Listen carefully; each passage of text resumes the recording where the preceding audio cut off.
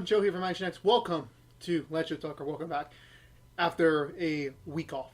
I apologize for not announcing I was taking a week off. It actually was unplanned in my opinion.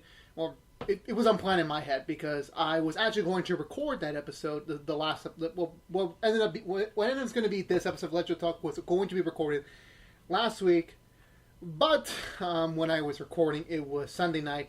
I was an idiot. I forgot to charge my camera, and I already had enough stuff to do as well. So waiting for the camera to charge, stuff like that, I wouldn't have had time to do anything. So I wouldn't have had time to record the episode. And the weekend is my usual only time slot to record Legio Talks because when it comes to recording in my house, like it's better to record from Friday to Sunday. Barring what's on the tube, which those go on no matter what the conditions are in my house, considering the fact those are time-scheduled videos, and I try my best to keep them on schedule. So, apologies I didn't have a Legio Talk last week. So I apologize again. So we're kind of a little bit behind on my schedule. / it's getting a little bit more difficult to pick out topics. Not in the sense of like, there's always stuff for me to talk about. It's always just like, how would I approach it, or would that be better off for a podcast cast or another video down the line? But anyway, this week we're talking about video game burnout, where for me personally, I have been feeling that very hard lately in the past few months. What describes video game burnout is like you just lose passion for playing video games, and maybe it's the fact that you're playing too many video games. Maybe you just feel like everything's samey sort of thing, and I've heard people talk about it for like years and years and years. I just never took it at face value because I'm always surrounding myself with a variety of games, playing single player games that are story driven or multiplayer games that are just fun, fun bullets, fun shooting fun with my friends, and sometimes playing some party games when I'm at when I'm with peeps, and so I never really experienced that until recently, where in December, I was platinuming Jedi Fallen Order. I put so much time into that game. And I think that was all the culmination of a recent journey that I was going through in terms of my video game lifestyle. Going into fall of 2019, I knew for a fact that, first of all, if you were unaware, I had to take an extra year of college because I screwed up my freshman year and had to take off a semester in my planned sophomore year. So I was 1 year behind schedule, so I had to take an extra year. So, as well as fall 2019, there was a lot of games I wanted to play. There was Zelda, which one was it? Link's Awakening, the remake, Luigi's Mansion 3, Death Stranding, Pokemon, Star Wars, and Call of Duty, Modern Warfare, the remastered, the more modern, the modern warfare. It's weird to say. Those games. So that was kind of like my planned list. I knew going into that, plus starting What's in the Tube, was going to be very challenging for me to get through. And what's ironic is that I've always planned to complete all those games, still do my workload, still do my schoolwork, and still have a life. I ended up cutting a lot of the video game time, where I played Link's Awakening. I thought it was fun, but I never got like really hooked into coming back for more. Sword is running into the same problem that Sun and Moon had for me, where it was great for the first few hours, but then I slowly lost the passion for it. And Death Stranding was a very interesting concept, and I would love to go back to that game, but it was just very much, I just could not, I don't know, it's like I never had proper motivation to keep going, but I want to go, I want to see what else is out there in the game. It's taking me a while to get through, and I guess it's a sort of a new style of games that I never really experienced before, so I don't have any pre-planned image of it, so I guess that was a little bit difficult for me to jar. And then Star Wars Jedi Fallen Order is, you're not saying typical, they did an amazing job with the story, with the gameplay was fun, the collectibles were simple, not so complicated, but not so easy at the same time, and that was why it was my game of the year, and I put so much time into that, and I think I put the last of my original spark. I call it original spark because it was just it was just something that I was like I was holding over since my more recent years of playing video games, where there's the kid years where you just play games for having fun, no matter how shitty or good it is, either end of the spectrum, you're gonna play video games. Then once you slowly enter your teen years, or when you start getting a more critical eye towards video games, you start to notice like if a game's really good or not, and you start really determining like what's worth more of your time. As you grow up more time is going through studies or work or friends or relationship or family. You know, you slowly start losing that time you had as a kid, so you have to be more selective on the games you play.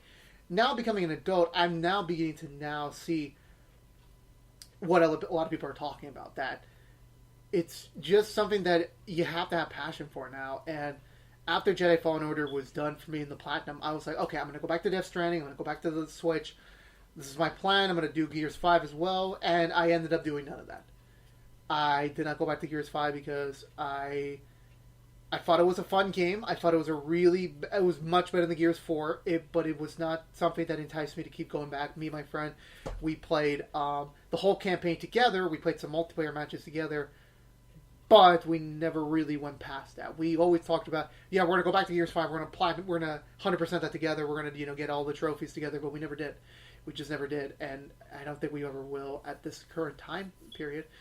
And Zelda and Pokemon, those two games I talked about specifically, like, I just never had the drive to go back to there.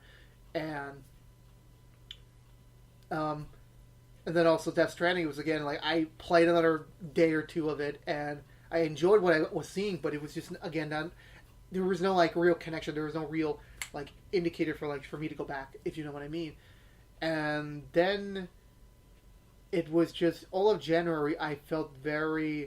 Most of January I felt very, very down about it, because besides playing Fortnite, side note, Fortnite, one of the best connected video games of all time. Consider the fact you get to crossplay with so many people. Like, that's legitimately the only game me and my friends can play, because one of us is on Xbox and me and my other friend are on PS4. So we cannot, like, play together that often on other games. We usually have to, like, okay, Fortnite is the only game we all own because it's free, and also because it's just so much fun we have together when we're playing, and we don't get to play that often anymore because, life and such. But yeah, but even beyond Fortnite, it just I never really had a drive to go back and, do anything else. It's like, I should be playing these games, but I don't have that motivation anymore. I don't. It's gone. And I was wondering, like, okay, do I force myself to do it? Like, no, that makes it a chore. And video games are never supposed to be a chore. They're never supposed to be a chore. And then came the realization is that, well, maybe I should try something new. Maybe I should try something that's something I had for a while. Maybe a game I owned, and it's like, maybe I'll pop it in for a while, which turned out to be Spyro Reignited Trilogy. I bought that back in November of 2018. I was planning on playing it, but then Marvel Spider-Man took so much of my time, because, like, I love Spider-Man so much. It's like, I'm going to platinum this game at 100%, and I'm going to do all this thing. And I did. I never went back to it, because by the time I planned to go back to Spyro, Division 2 came out, so it's like, that took all of my time, and then more games kept coming out, so it's like I kept pushing back Spyro, and then that's just how things were. And then, so having this time here, it's like I was confused, kind of trying to figure out what should my next game be, because I still love playing video games. I love that passion. I'll never give up on it. But it was just like I needed something to play, but I needed something that I can't have any preconceived thoughts about having it. Like, oh, I'm going to have a bad time playing this game. We're going to get through this thing. It's like, let me start fresh in a game. Let me start fresh and go from there. And that became Spyro. I played through the first game, and I loved that game. I loved it so much. It got me out of my funk, made me happy, because this was a flashback to the old days of me playing video games, where it's a simple story, it's all gameplay, the graphics were beautiful, the levels were well designed, and it just kept me going. It drove me, like, this is a very simple platinum to get. I got the platinum, and I loved it. Then the rut came back when I played Spyro 2, and it's not the fault of the sequels. It's not. It's just that Spyro 2 added a lot more than modern games tend to get. Like, they tend to up the ante with sequels. But in the case of, like, when I was playing, for example, I went to the jump from Arkham Asylum to Arkham City, I welcomed that challenge. I welcomed it. And then for me, thinking that Spyro back in the old days, back in the old PlayStation days, I'm like, okay, this should be very simple. They didn't really up the ante that much. They put a lot in Spiral too. They put a lot of more collectibles, a lot of more replay value. But for me personally, I'm still playing Spiral. I still am. It's just slowly but surely, it's becoming another chore. I haven't popped in Spiral since the last, probably on Tuesday, because I did. Sorry, I'm a little tired. Came back from a long day of work, so I'm a little exhausted. It was around last Tuesday when I'm recording this was the last time I popped it in, and I still had fun. But at this point, it's like I'll go for a level and that's it. I gotta drop out. I want to watch a movie. I want to watch a show or do another game or play Fortnite with my friends. So it's still very much a problem. And then now recently, I'm playing Pokemon Mystery Dungeon DX. That game. That brought me back. It's something that my childhood was calling to me when they announced it back in the Pokemon Direct. It's like, oh my god, this is it. Because I've always had a love of the Mystery Dungeons here. I always did. I love them so much. I don't want to say, I don't know if I got Fire Red or Leaf Green first, or I got these games or the Mystery Dungeon games first. I forgot what I got first, but I played Mystery Dungeon, Red Rescue Team. I sunk so many hours into my Game Boy. It was so much fun. And I went through Explorers of Time. I love that game. I went to Explorers of Sky. My fun side story about Explorers of Sky. I tried to... Here's the thing about me. This is going to make all sense. It's going to come full circle. I love Charmander. Like, Squirtle and the water type starters are my boys. And when I'm playing the main series first entries, and then if I'm making a revisit to the region, I'll pack the grass type starter. I never choose the fire type starter because I always save that for the Mystery Dungeon games. So I always try my best to get Charmander, but I never played Explorers of Sky, even though it is pretty much a repackaged, updated Explorers of Time and Darkness with some new levels. I get that, but I still bought it. I still made my dad, purchase that game for me. But it's just, I never played it because I always wanted Charmander. I tried the quiz thing many, many times. Never got Charmander, so I just never played it. Now that sounds like a very stupid thing to say. Like, why wouldn't you get the newest star? Why wouldn't you get a Chimchar or a Torchic or a Cyndaquil? I don't know. Charmander was my boy. I always played him in the Mystery Dungeon games, so I was like, okay, I'm not going to play this without Charmander, so I'm going to pass on it. I think I eventually did get Charmander, but I never really got past a certain point in the game, so I was like, okay, drop that. And then after that, I kind of gave up on the series because Gates of Infinity, I've heard not that great things about. And then a lot of people were hyped for Super Mystery Dungeon. Never got into that. And then I was like, okay, they're never going to bring back that franchise. It's dead. And then they announced the remake, and it's like, yes, let's go. Let's do this. And I've been playing it. And ironically, the first time, I thought that you can pick your own starter, in the beginning. That's why I saw the select screen. And I think you could, but then the first choice I got from doing the quiz in the DX version was Charmander. Came full circle. And it was like, this is a sign. This is a sign that I'm meant to play this game, and I'm going to enjoy playing this game, and I'm loving this game so far. I really am. I've now gone into about 10 hours of the game so far, and I'm just loving doing the side stuff. Like, I've heard some reviews that it is a chore. I think the opposite of it. Like, having the knowledge of what I learned as a kid, because as a kid, I immediately dashed through the dungeon. I immediately said, okay, I beat Zapdos, I'm moving on to the cannon, and I get my ass whooped so many times. Like, this time I'm going to do as many missions as I can. I'm going to level up, I'm going to rank up, and I'm going to get all my stuff, get my shit up, and then I'm going to whoop their asses. And the funny story is that when I was fighting Team Meanies, I recruited so many Pokemon throughout the Sinister Wood that we all gang attacked Gengar, and it was probably the best moment of recent days. So, but the thing I'm fearing is that Final Fantasy VII is on the way. Last of Us Part 2 is on the way. Iron Man VR is on the way.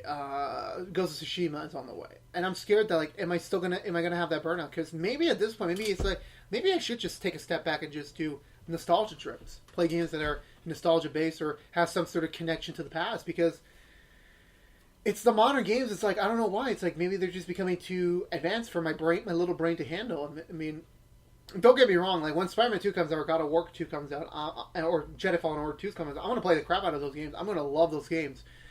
But we're not there yet. We're still many years away from those, and it's I don't know. Like I really don't want to get burned out again. I really don't.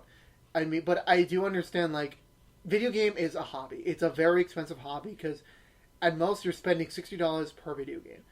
$60 for a lot of people is a lot of money, and if you're not getting the amount of time you think you should be getting out of a game, was it worth your $60? And the fact is, it's very difficult to get refunds on a game. Like it is a very difficult field to get returns on, especially GameStop, where it's like if you buy a game from GameStop new, you're never getting that money back. You are never getting it back. Absolutely fucking not. Never having in a million years. So, yeah. So, I don't know. I really hope I don't go for video game burnout again.